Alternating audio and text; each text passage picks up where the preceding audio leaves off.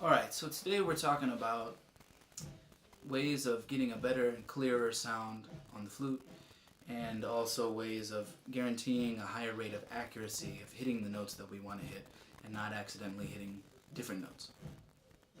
And there's a couple ways that I think about doing this and a couple ways I go about warming up to increase my own accuracy and the clarity of my sound. And like a lot of other exercises, I start with just the head joint. Okay? So what we're going to do is we're going to try and get two different pitches out of the head joint. If you're sitting at the piano, it's middle A flat and the octave above that. Right? So we're going to try, the middle A flat is the one that comes out most naturally if we just play a note on the tone or on the head joint. So here's the middle A flat.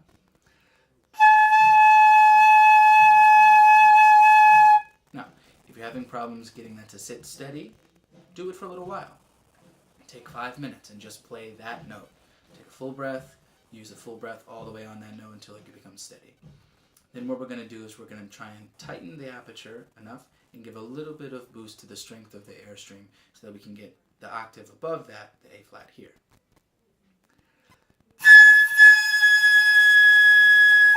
Okay? So, now the reason why I'm able to hit that A flat right off the bat is because I remember what it feels like to hit that A flat versus hitting the A flat below it, right? So in general, the game of playing the flute is remembering what it feels like to play one note versus a different note. And when those notes are farther away from each other, we have to make a more conscious effort to make a change in the size and shape of our aperture and the direction of our airstream to accurately get the note out that we want, okay? So the first exercise that I like to do when I'm warming up is octave slurs, right? So you take those two A flats, if we're just doing it on the head joint, take those two A flats and you start on one, let's start on the middle A flat and slur up to the high A flat, and we do that a couple of times.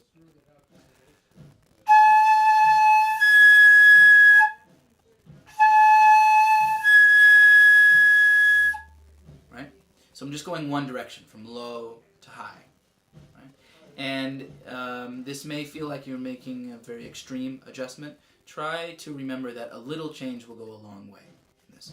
So we have to keep a constant awareness of not only the size and shape of the aperture, but also the direction of the airstream. If the stream is going across the hole, that's good. If it's going too far up, we'll get an airy sound, breathy sound. If it's going too far down into the tone hole, we get another breathy sound just with a different character, right? So we want to aim for directly across here. Then what I'll do is I'll reverse it and I'll try and go from up, or from down, from high A flat to the middle A flat.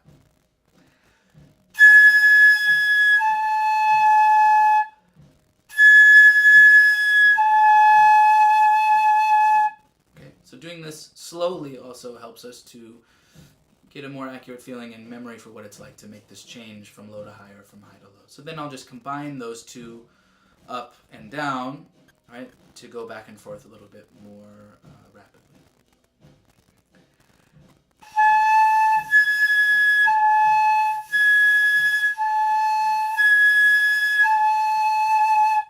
It's always a good idea to use the metronome in this case. Set it at 60 and say you're going to do a half note on the low A flat and then a half note on the high A flat, or a whole note on each note, and set it so that you're giving yourself some parameters to get control and also give yourself a gauge of your ability to accurately change notes when you say you're going to or when you intend to. Okay? So then we can put the horn together and we're going to practice this same idea, right, of adjusting this for the change of an octave, the distance of an octave, but we'll try it on different notes, right? So pick a note that's comfortable, right? I'm going to start with G, my low G, and I'm going to try this same octave slur exercise from G on the bottom of the staff to G that sits on the top of the treble staff.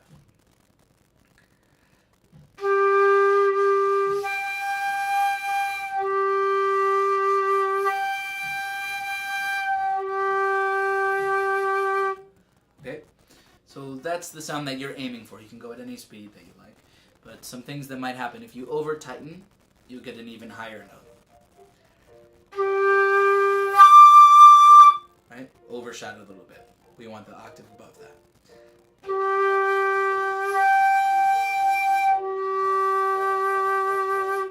And all the while we're listening for clarity of sound. This is the most important thing. To be able to play with a good sound is a very advanced skill, and that should be the end goal for any instrumentalist. So keep an ear for the breathiness of the sound, the quality of the sound. If it sounds unclear, right? That's not a good thing. We want to go for clarity and quality. Okay, so then we have this octave slur, right? Then what do we do with it? We have to move it around to different parts of the horn so that we can get comfortable slurring to or accurately hitting things that are high on the horn and things that are low on the horn and everything in between, right? So what I'll then do is I'll play octave slurs moving in a scale. So I'll play G, G, G, and then I'll go up a half step G sharp, G sharp, G sharp, and then another half step A, like this. So what I'm doing is moving in a chromatic scale. G, G sharp, A, then A sharp, B, C, C sharp, right? And I'll play up and then down an octave slur on each one of these notes. So I'm playing octave slurs in the chromatic scale. I'll demonstrate that here for you, starting on G.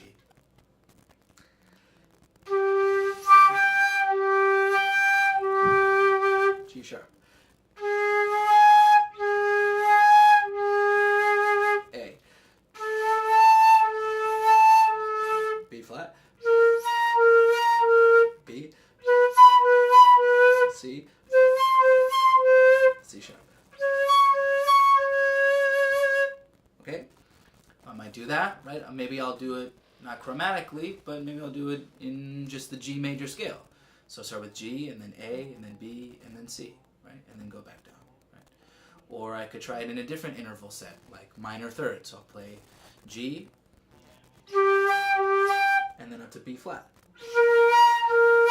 and then up to C sharp, back down to B flat, and then to G. All of this is training our ear to associate different physical feelings with different parts of the horn. Right? We know the fingerings, or you should know the fingerings by now, for every note in the chromatic scale. If you don't, review your chromatic scale. Very important. Okay, so the other component to gaining a sense of comfortability on different parts of the horn is being able to remember what it feels like in extremes, right? Extreme ranges of the horn, extremely low, extremely high, and every little segment in between. So I like to break up the range of the horn into 5 segments. From low C on most flutes or on beginning flutes, or if you have the low B foot, from low B, up to low F. So this range here.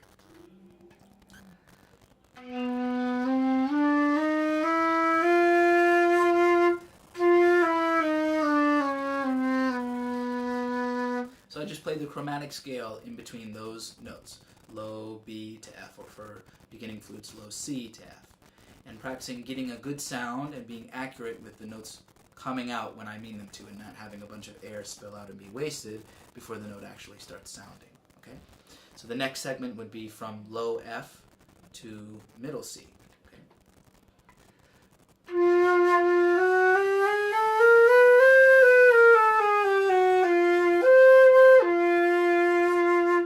That's usually a comfortable segment for a lot of beginning players. That's where a lot of people start. But important to have an idea of how that feels different from each other segment. The next segment I'm going to go from is middle D, right, in the middle of the treble staff, up to G, sitting on top of the treble staff.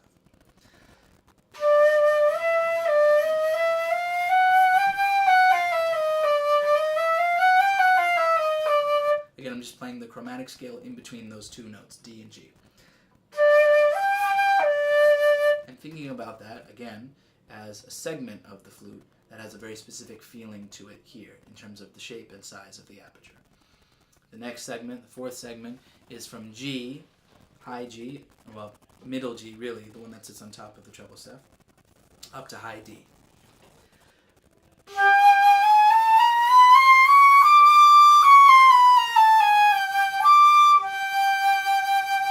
Okay, so you practice slurring this chromatic scale and slurring that interval. G, up to D, back down to G. And then the fifth, for most beginning to intermediate flute players, will be the next segment from high D up to the next G above that.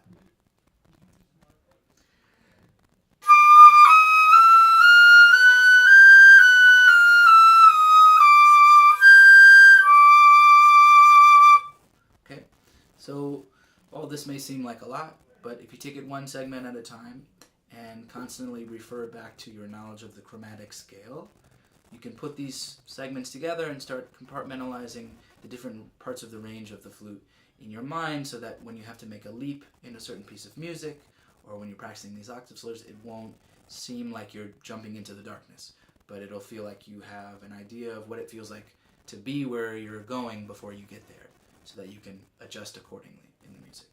Okay? Then the end goal, once you get these segments together, is to put them all in a line and play the full range chromatic scale from low B or low C all the way up to high G and back down.